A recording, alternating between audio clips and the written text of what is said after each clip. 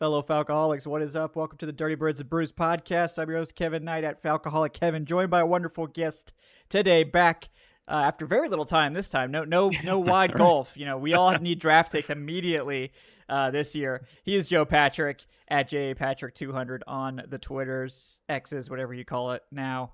Joe, welcome back. How's your weekend been now that the draft has released its clause? Yeah. For you? Yeah, it's been good. I think this is probably the soonest we've ever seen each other or talked within a 3-day span or whatever. Maybe other than training camp, we see each other every day for a couple of days. Exactly. Other than that, yeah. But no, it's good. It's exciting. We got takes aplenty from all different kind of sides of the aisle here, so it's been fun. And it's fun in that respect, at least in the online world.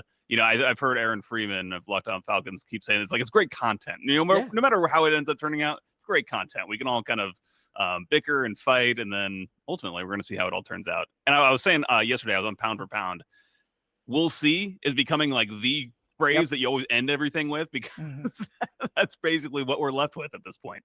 Yeah, exactly. It's we have to, all you can do is evaluate the draft class through the lens of sort of your expectations and media expectations, because that's the only thing we're privy to, and while acknowledging, of course, that each NFL team has their own board. So calling something a reach is a reach with an asterisk. It's oh, this is a reach according to consensus media, not, I'm sure the team didn't think it was a reach or they wouldn't have taken him, So right. It's always fun to do that. I think people definitely get a little too serious about it, whether something's a reach or not, because like you said, we'll see it's for every draft, even the people that think teams had A+ drafts. I'm sure some of them will in hindsight have A+ drafts. It's you're probably not going to know that for a while yet. So buckle up for a lot more takes, especially in June, because there's nothing else to talk about other than draft takes and or we're going to go to the undrafted class, and there's only 8 guys in that, so I don't know how long we're going to be able to stretch that discussion out. But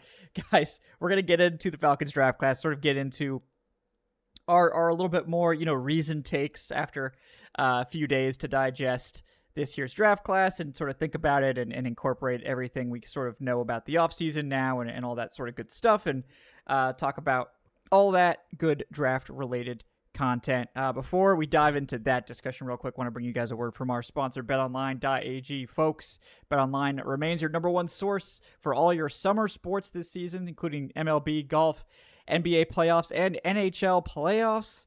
Obviously, you can no longer bet on anything NFL except maybe futures. If you're a real sicko, you could probably bet team futures now. But I think the real sickos probably bet team futures immediately after the Super Bowl ended, because that's, where you're getting that value. But, who am I to judge? And no matter what you want to do, guys, you can get the latest stats, news, and scores available to follow your favorite teams on their path to the playoffs, championships, whatever the championship is called in your particular sport.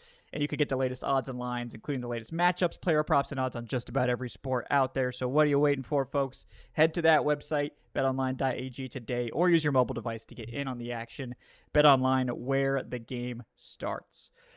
All right. Well, Joe, we have to start at the top with the big one, which is the pick of Michael Penix at 8, which was obviously shocking in the moment. And I think it's taken some time to sort of figure out the reasoning for this. And I know we talked a little bit before the show about how it's kind of, at the time it happened, it seemed like this doesn't make any sense. The Falcons don't have a plan.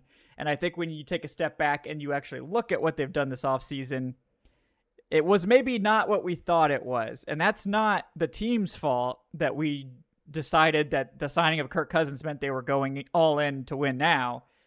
That we just assumed that because that's right. what you would assume when someone does something like that. This is not something that usually happens, but it's clear now that I think they're going for a little bit more of a future focus with this offseason and this draft class. But I'm curious, obviously, with the main one, Michael Penix, how have you sort of digested this one and after a few days? Yeah, listen, I mean, I was as shocked as everybody else, I think, was to see this pick go down, because I was like everybody else. I was thinking, I kind of had an inkling that the team was going to kind of go off meta, so to speak, and say, okay, well, edge just seems like too obvious. And I've said it's specifically Dallas Turner's, it almost just feels too obvious. And there's no way they could do exactly that. So I was kind of thinking maybe they'd go corner, and that would kind of be the edgy off meta thing to do. But no, it was even more so in going with the quarterback. And it was shocking at first, but obviously, yeah, to what you said, I think that now we've kind of come to understand it as like a stabilizing move for this team. And I think that the way that they would say that they see it is that, every year you're trying to build the roster and you're trying to give yourself kind of the best, uh, the best, like, it's like a bell curve of, like, when you build a roster, the biggest you have a range bell of curve. outcomes. Yeah, the range of outcomes. That's the phrase I was looking for. You have a range of outcomes, right? And I think that they want to see that range of outcomes be, more positively oriented for a longer term, as opposed to trying to, for a shorter term, get it like super spiked in a positive direction. I think that they want to just kind of keep a positive meaning like kind of in playoff contention every single year, throughout the foreseeable future. In order to do that, they had to, I called it kind of biting a bullet after that first round, which is to, you just kind of have to put this cost of this top draft capital into that in order to be able to do that. And I think it's kind of funny because now it seems very clear that they were not only trying to trade back up into the first round to grab somebody else that they could kind of put out there and market to fans and say, this is kind of our guy. This addresses this clear need that we have. But I was shocked to see some of the videos that came out recently. I think it was from the Jets, who said that they their GM was saying that the Falcons were calling to trade back up to 10th, coming back out of the second round or whatever. And I don't know what kind of trade packages the Falcons must have been offering to get there, but that seems insane. I honestly would not have believed it if it weren't in that video of the GM saying that the Falcons were there trying to do it. I would have assumed that that's just the Falcons saying, oh yeah, we were trying to trade up as high as, this spot to come back up and get our guy. But I think ultimately, and this is where, I think I had missed the mark because I wasn't really looking at quarterbacks. I wasn't really paying attention to, I wasn't giving serious consideration to the Falcons' interest at the quarterback position. And it has just become so clear to me over the weekend and hearing the decision makers speak, which is that they just felt so strongly about Michael Penix. And they just felt like in the evaluation, they see him as a franchise quarterback. And that's going to be controversial, that evaluation, I'm sure, for a lot of people. But that's the way they see it. And when they keep talking about this Green Bay model and referring to the Green Bay model, it's not necessarily like getting the quarterback 2 years before he's going to start. It's more of when you see a franchise quarterback that's available for you to draft, you take that guy and then you kind of reassess afterwards, but you can't pass up the opportunity to grab franchise quarterbacks. And now maybe that's a little bit different if you just have a guy like CJ Stroud or like a really young quarterback that you have long-term stability. But I think that's how the Falcons saw it. And I think that may be the most shocking thing of all, that they saw Michael Penix this highly. And I think with what the reports that have come out, it seems like that was kind of the case around much of the league, was that they really valued Michael Penix a lot more than the consensus boards did when you saw all these teams potentially looking up to trade up for him. And I think that, some of them probably got really screwed by the fact that the Falcons ended up grabbing him. So it was certainly a pick that threw us all for a loop for sure. And again, to kind of go back to my reaction to it, didn't understand it at first. The more I heard, I couldn't wait that first night to just get to ask Terry and Raheem some questions about it.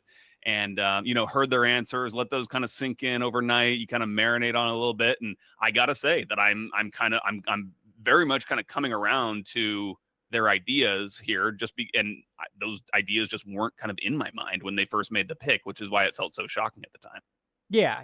And it's like, I think everyone had the instinct to just sort of not trust the team, right? Because we heard back in 2021, right? Oh, we're not going to rebuild this team. 2022, we're not going to rebuild this team. It's not a rebuild. And it was clearly a rebuild, but and they're, again, we've talked about this. They had to say that. Of course, they wouldn't just admit that they're going to tear down the team and you're probably going to have to sit through a losing season. Nobody would ever say that, but I think that's why when you heard the two of them say, we're trying to build a sustained winner, fans were just sort of like, okay, whatever. Like, that's what you've been telling me every year for the past, 3 years, and we haven't won anything. So, but I think that is the truth. Like, they want to build a sustained winner. Like, they clearly do want to do that. I think this draft class is their first step towards that.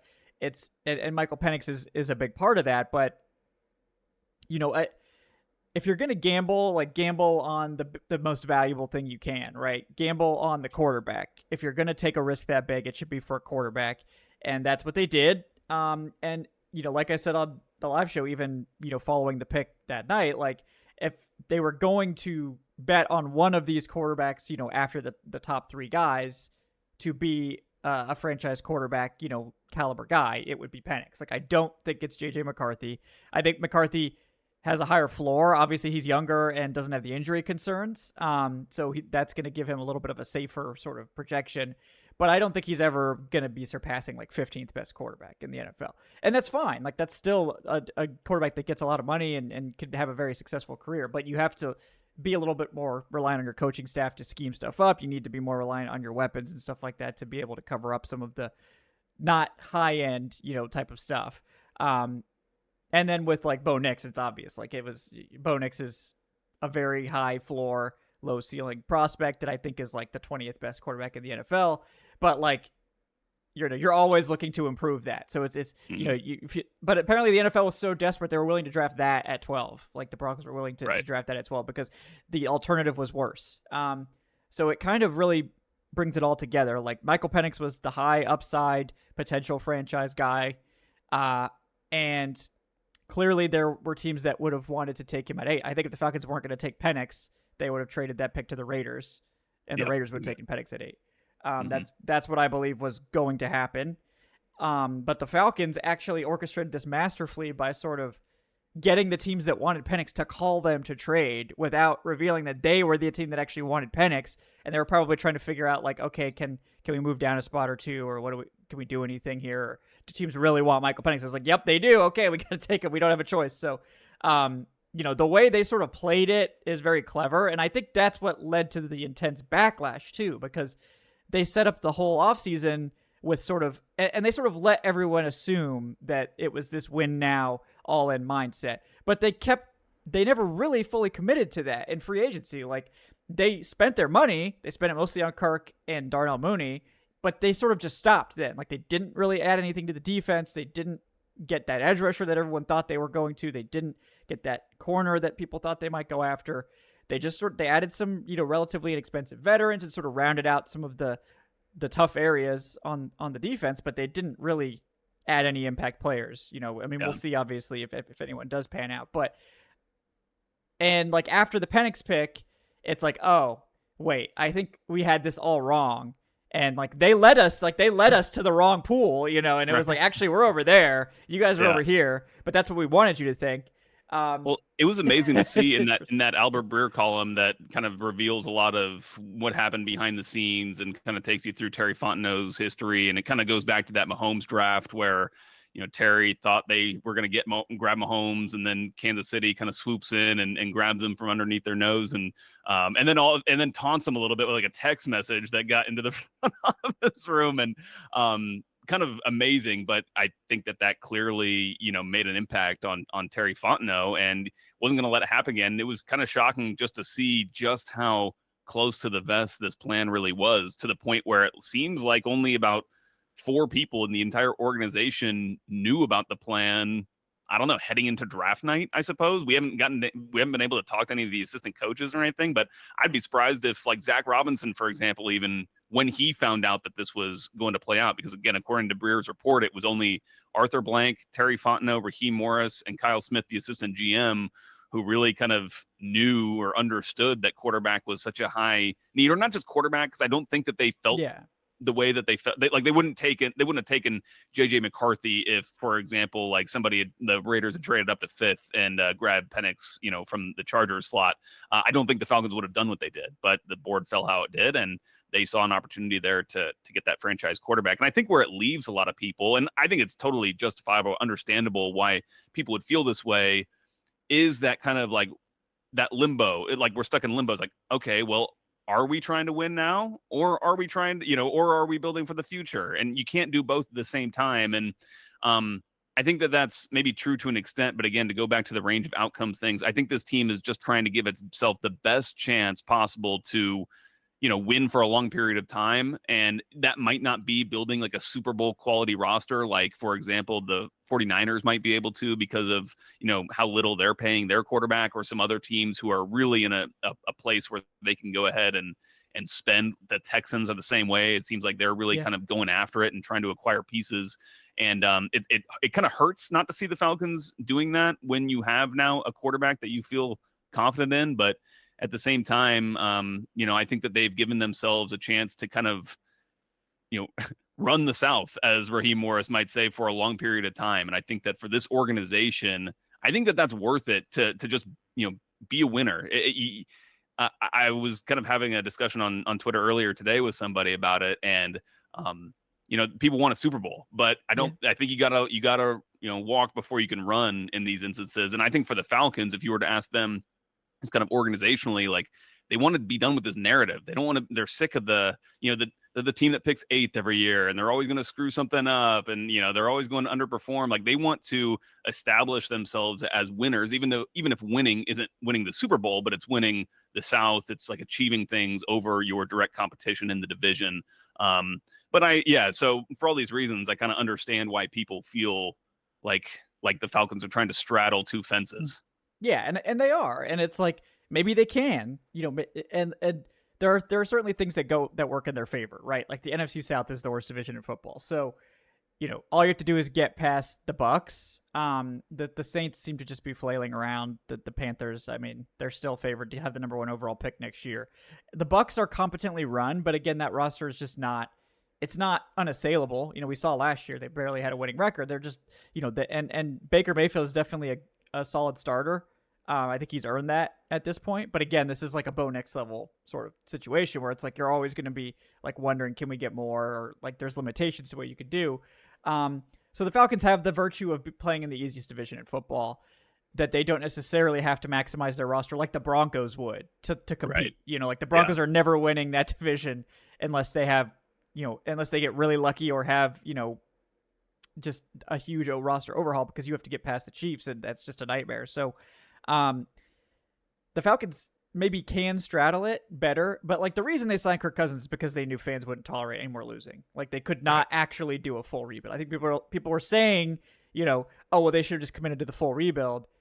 They can't really do that. Like, I know this is a new head coach, and like in reality, he should be able to do what he wants and actually start over if that's what he wants to do. Fans would not tolerate that. Like, we've had 7-10 3 straight years, and they missed the playoffs another 3 years before that. So there's no patience for that, and I think Arthur Blank feels the same way. We can't just keep losing. We have to eventually win some football games, and we need to do that immediately.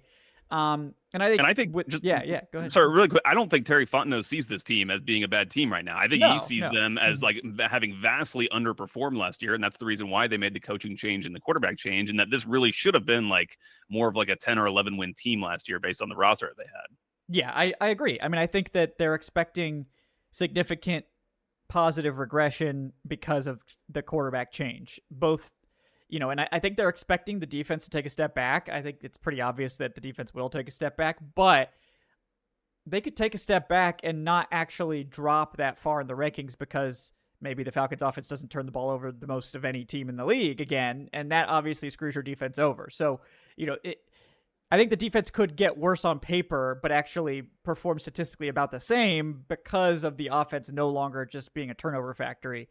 People don't realize how bad it gets when you lose the turnover battle. Like, it just sinks your chances of winning games every single week. So if you could just eliminate that, maybe that sort of helps the defense by default. But there were 2 games last year where the Falcons threw interceptions on back-to-back pass attempts in Jacksonville, or I guess in London against Jacksonville, and then against Minnesota. And I think in Minnesota just directly contributed to them losing that game. Oh yeah. They were killers. Yeah. No, and you can't have that. And obviously they realize that, and they're like, okay, we can't do this again. So that's why they signed Kirk Cousins, because Kirk Cousins makes them an instant playoff contender with the roster that they have. Is the roster like Super Bowl caliber? I don't think so. I think the defense needs a lot of work. I think that they made steps towards that this year, but I don't know that we're going to actually see the fruit of a lot of the moves the Falcons made this year. And like the other thing that I think people aren't considering is that Zach Robinson's a first-time play caller.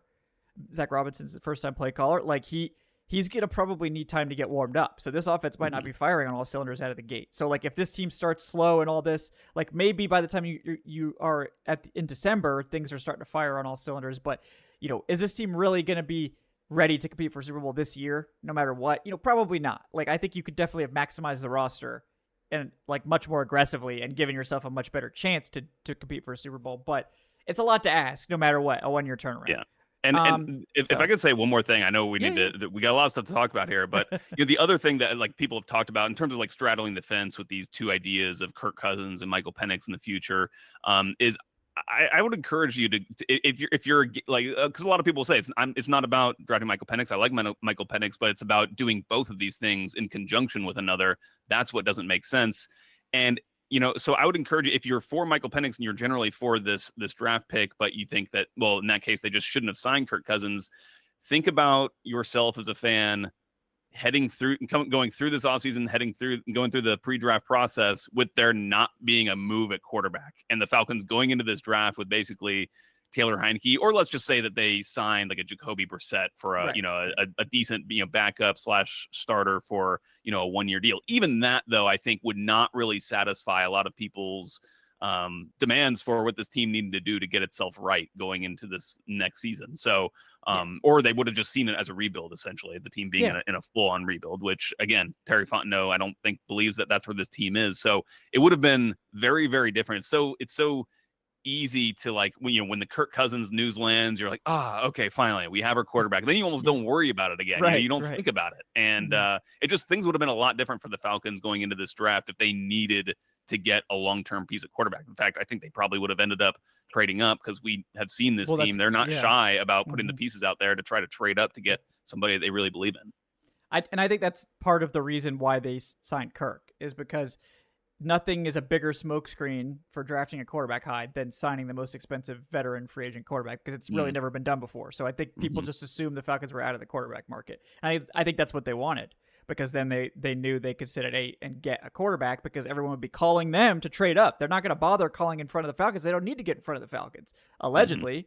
So, I mean, if that was what they were doing, which I think there's a decent chance they were being quite sly about this, like, you should tip your hat, because if Michael Penix was who they wanted all along, they did exactly what they needed to do to make sure they got Michael Penix at 8. No one was really, there was like, Schefter or who was it that actually had the idea that the Falcons were going to take Penix at 8 or were considering him? There was like one report, basically. Yeah. And like, that was it. And everyone just thought that was a smokescreen, because of course it is, right? So it's funny, like, looking back on that, and I'm sure we'll get the true story of the Michael Penix pick. If he ever turns out to be a franchise quarterback, we'll get the whole inside info and all the story behind it and all that, which I think could be fascinating. And that's the one thing about this pick that you can't hate. It's fascinating. It's bold. It's risky as hell. It's not boring. And this team has been boring as shit, Joe, for many years. So I'm ready to at least not. So no, we're not going to be bored with this. So they'll really have lots to complain about or lots to be happy about. So they could have done worse in that regard, I guess. But yeah, no doubt. It's unusual. It was jarring. But I think with the context of sort of looking at the offseason as a whole, there is a picture that comes together of this team being very future focused. And I think that really kind of solidified itself with their early day 2 decisions as well. Mm-hmm. Yeah, and just lastly on this, I think it's all the more interesting that they weren't able to trade back up into the first round to get somebody, because I think then that would have been, part of the big talking point was, oh, well, we got Penix, but we also, got Latu or whoever it was, and so we addressed this need, and now it's like the conversation is more directly focused on what they're doing at quarterback, which again I find fascinating, and it's so wholly dependent on whether their evaluation of Penix ends up panning out. I think that if it does, then it's going to be seen as a genius move, basically, but they're not going to be able to kind of, parade that around for a few years here. Yeah, exactly. It's bold that, if you miscalculate and this team's not as good as you thought and you miss the playoffs the next 2 years, I think there's a regime change. So, I think Terry Fontenot in particular is the one that needs to be worried about his seat if they don't pan out this year. And if I could say one more thing, because the money also gets thrown out a lot in this situation because of, the 8th round, pick, or the 8th pick overall, that you're giving that money to Penix, plus obviously what always gets thrown out. And to me, it should immediately strike you as a bad faith argument when someone says they just paid Kirk Cousins $180 million, because that's not true. I mean, they paid him $100 million. Yeah. But if you actually look at how the contract breaks down, and I think we can safely assume at this point, Kirk Cousins is on a 2-year contract with this team. I find it very unlikely that he would play a 3rd year. I think for him to play that 3rd year, he would have to seriously be like MVP level kind of player. Yes. But if you get that, you're not complaining about it either. But overall, let's assume that he is on here for 2 years and then gone. They're still going to be paying, I think at most, probably about $46 million for their quarterback room overall. and as few. I think it will actually drop once Penix does become the starter. And I think in that 4th year, it will only there will only be paying about $25 million or something like that. So they're not actually kind of really totally busting the bank to be able to afford these two guys as much as it seemed at first when Cousins signed that deal. Yes, exactly. And like it sucks because the most valuable thing in the NFL is a quarterback on a rookie contract, and the Falcons are sort of just they gave burning. that up. They're setting Yep. 2 years of that contract on fire. They still That was the get hedge. 2. So if he's a franchise quarterback and you still get 2 years of cheap franchise quarterback, then that's fine. Like, that's not terrible. Like, I mean, it's nice. If he hits the ground, but he has to hit the ground running, and there's all this checklist of things that needs to happen for that to be worthwhile. But you know, it's not that bad, especially because, like you said, Kirk Cousins' deal I think is very misunderstood. It's always been a 2-year contract. I don't really think the 3rd and 4th year are anything other than just salary cap manipulation years, which that's very normal. But you know, and this is something that I didn't understand until I had a chance to look at it later. But I think everyone sees the $25 million dead cap in 2026, and they're like, "Wow, even if we move on from Cousins, we're going to be eating $25 million." Technically, they could make that a post June 1st cut, and they could pay 12.5 over 2026, and then 12.5 in 2027. So that then would give them, you know, an absolutely gigantic cap savings in 2026 and 2027, $45 million in savings each of those years. So like, you're not too worried about eating that 12.5. If assuming Kirk Cousins was good and Penix is good, that 12.5 is a lot easier to stomach. It's not great. I mean, that's like a good starter level contract, but like, you're going to have dead money somewhere. Like, you're not going to hit every single free agent deal. So if everything else is going fine and you just have to eat that $12.5 million, and you just spread that over those 2 years, you know, it's, you're getting some financial value. It's just not the maximum, but you know, and they just and you have to remember, they're just coming off of what I call the Ritter gambit, which is to try to do this thing where you plop in a quarterback in a decent offense, or an offense with good talent, young talent, and hope that it kind of works out. And granted, you know, Ritter being a 3rd round pick is a lot different than, you know, some of these other players that we're talking about. But still, I think, you know, if you just generally look at the kind of hit rate among, you know, quarterbacks around the league, it is a bit of a crapshoot. And you just gotta hope that the guy hits. But I think that also the Falcons see this instance with Penix as a positive, that he actually gets to sit, and I think that, and they feel like that is actually going to help him be a better player when he does first come into the league. And it gives the team also some time to adjust roster-wise, like getting more of a pass-protecting right tackle in over the next couple of years before he really takes the helm, and just get themselves sorted out to be best suited to Penix in the way that they're going to want to operate the offense. Yeah, I agree. So it's a very future-focused move. And again, like, the rest of the draft kind of solidified that to me, which is the day two trade-up for Ruke Orhorhoro, who's definitely the funnest name to say of all of the draft picks. He has that crown without question. And like, you know, we talked about it like on the live show too, but I liked Ruke. So like, I'd never really had a problem with Ruke. I just hate giving up 79 because with the benefit of hindsight, especially, you look at who was there at 79 and there's just so many impact players. I feel like that, you know, could have given similar value to Braylon Trice, who was the 3rd round pick, to really solidify this team now. But instead they trade up for Ruke, and like, I'm never going to say, oh, he would have been there at 43. And I don't think anyone should say that because you have no idea. And then if you look at what actually happened, there was a huge run on defensive tackles right after Ruke was picked, including the Rams making, I think, the most expensive trade up in 2nd round history to get Braden Fisk.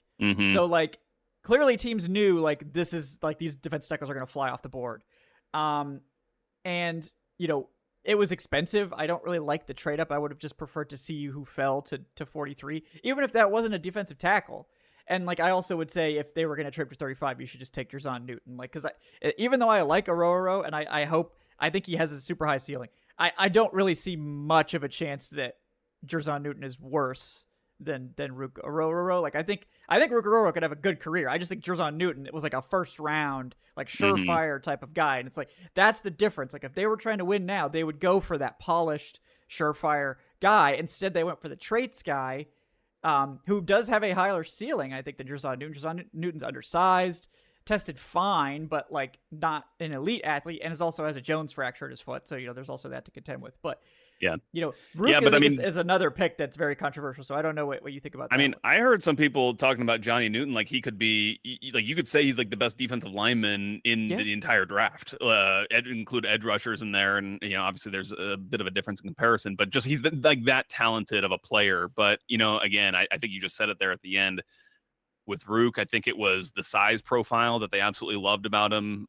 Raheem Morris talked after that last day about him doing a study with Jeff Ulbrich and about arm length with these guys and how much that contributes to an ability to shed blocks.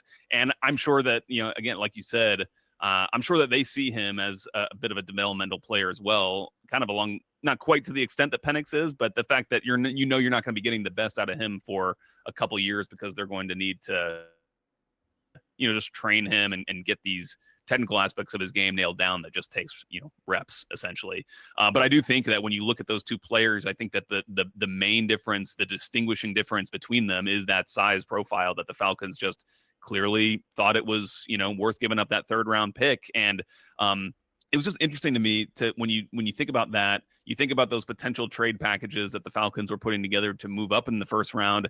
They were clearly ready to move off of a lot of these picks that they had later in this draft. And I like a couple of the picks that they made later. And I like, to your point, I like Ruke too, but it is painful to have to give up one of those players. Cause you look about when the Falcons were drafting in that third round, there's guys like TJ Tampa that were still there that they would have been able to take. But I mean, I think it's clear that they didn't like Tampa for whatever reason because, the NFL seemed to be way lower on them. Yeah. But, or just other needs that they could have addressed at that point in time. But I don't know. So that's clearly why they did it. And again, similar to Penix, like he was a player they just identified that they liked so much. They wanted to make sure that they got him, and they must have felt that way about Orhorhoro to pull off this move. Yeah, I agree. So that one was interesting, but I like the player, so it's hard to be too upset about it. But it's just go ahead. The other thing about them taking him there was also just I think it showed something about the way that they valued some of these other players, not even on the defensive line, but because when they moved up, I was like, oh, they're going to go after Cooper DeJean or Kool-Aid McKinstry. Like this is it to just fill that in filling a need with a player who felt like was well worth the value there.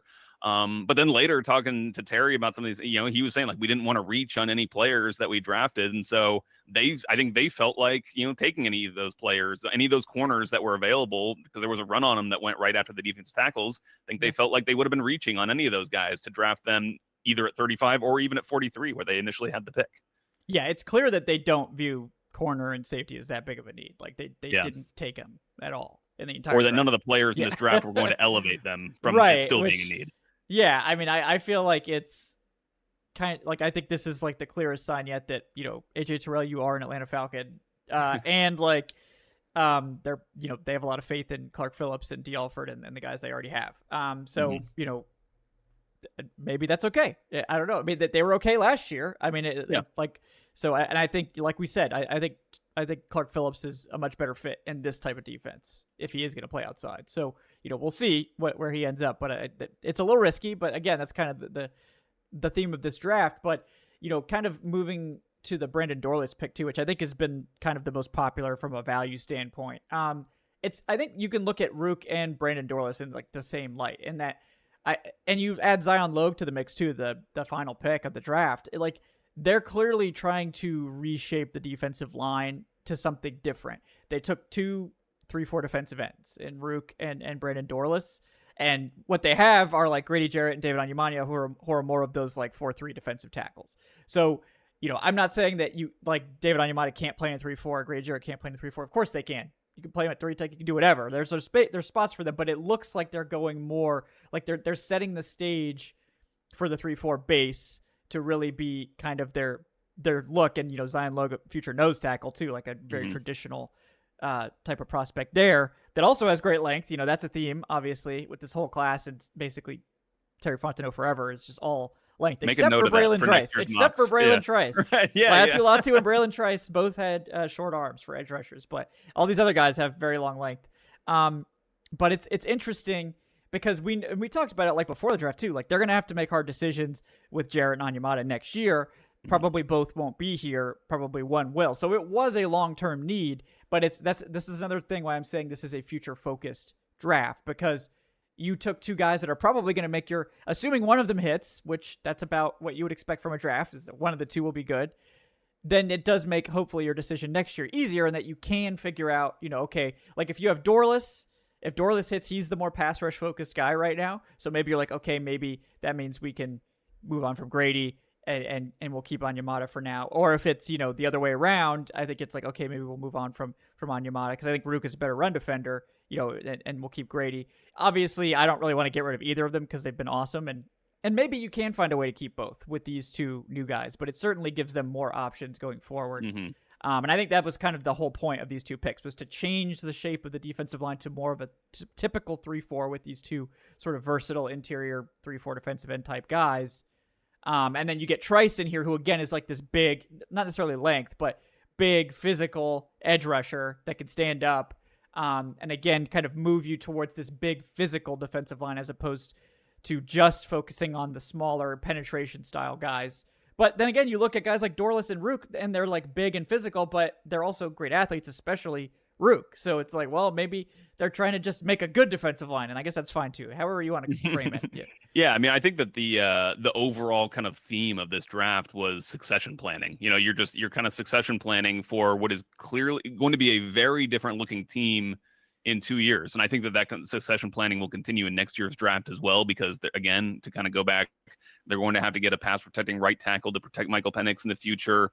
You got to be ready for Jake Matthews to retire whenever he does, although he's one of those guys who seems like he could just play when 40 years from now, he'll still be playing left tackle for the Falcons. But, ultimately, obviously, that's not the case. And so they got to get ready for some of these guys to move on. And that's kind of the theme of all of this. And yeah, with these guys, I think it also speaks to not just them succession planning in terms of just getting these positions in, but to the point you were making about their length, like getting the real kinds of profiles that they want to have in these key positions, these key players, to get those types of guys in who are ready to play. And honestly, like if you end up getting like good production, and I think that they could in a couple of years, maybe not be this year out of guys like Dorless and Orhorhoro, but if you are getting really quality play out of them a couple of years time, then I think you're doing really well, and you're doing exactly what you wanted to get out of this draft, is guys who are ready to take over. And again, to kind of go back, compare it to Penix, like these guys are going to have two great pros to learn from in Grady Jarrett and David Onyemata. And so it just takes the pressure off them to an extent,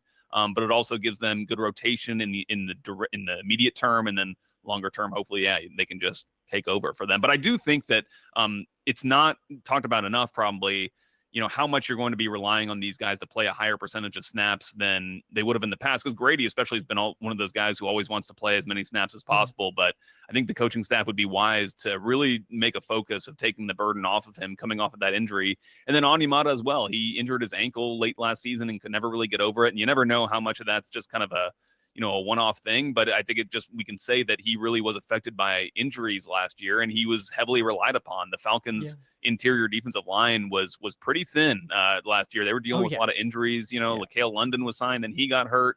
Contavious Street obviously was signed and then got hurt. So they were depending on a lot of these bodies, and you just hope that these guys can come in, and when they are called upon, they can do a decent enough job.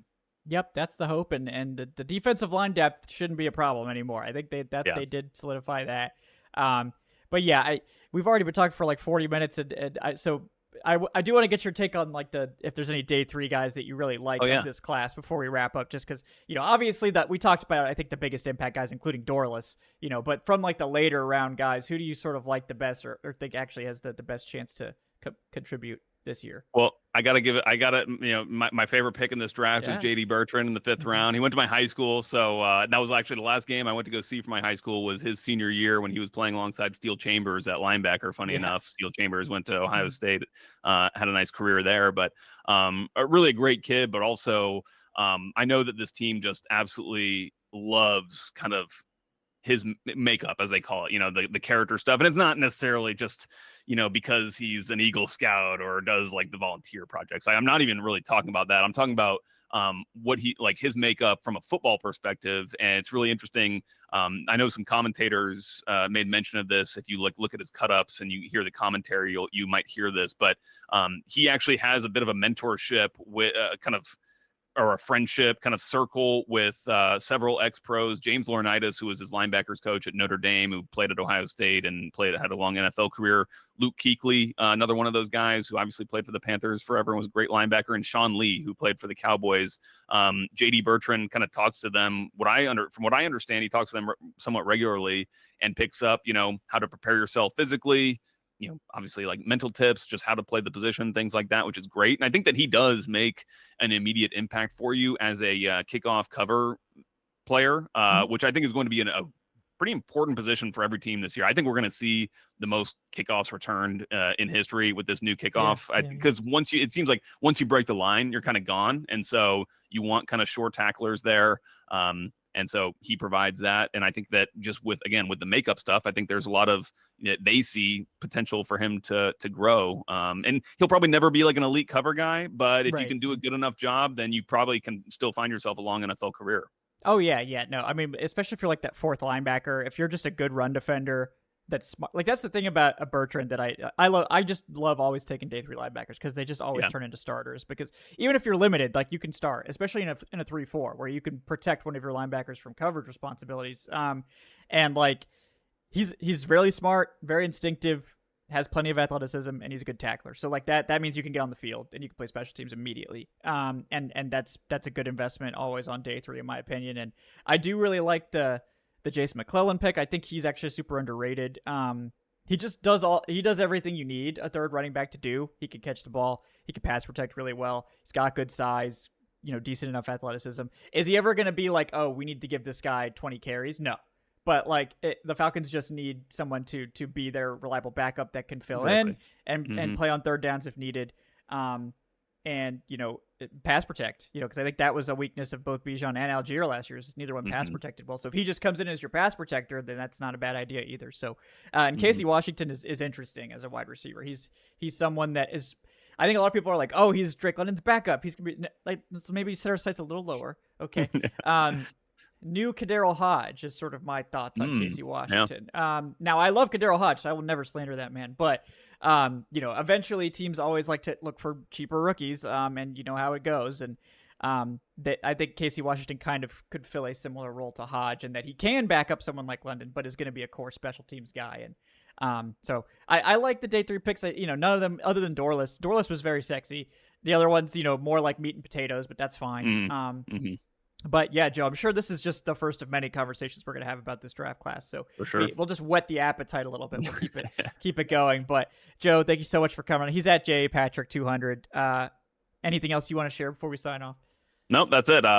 We just actually talked to a couple players yesterday, Jesse Bates and Chris Lindstrom, and then we'll get to talk to some of the rookies here coming up in a few weeks. So maybe after that, we can link back up and see how things are going. Yeah, no, sounds great, guys. Thanks to Joe once again. I'm Kevin Knight at Falcohol. Kevin, please like, subscribe if you haven't done so already. Leave us that 5-star review in your podcast platform of choice. We'll be back. We have a show on Wednesday with Daniel Flick, so you'll be able to check that out.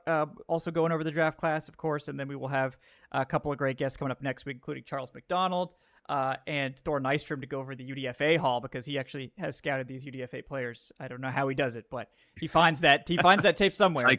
Somewhere gets it to him. Yeah. But guys, thanks again for watching Dirty Birds and Brews. We'll see you next time. Have a great day, folks.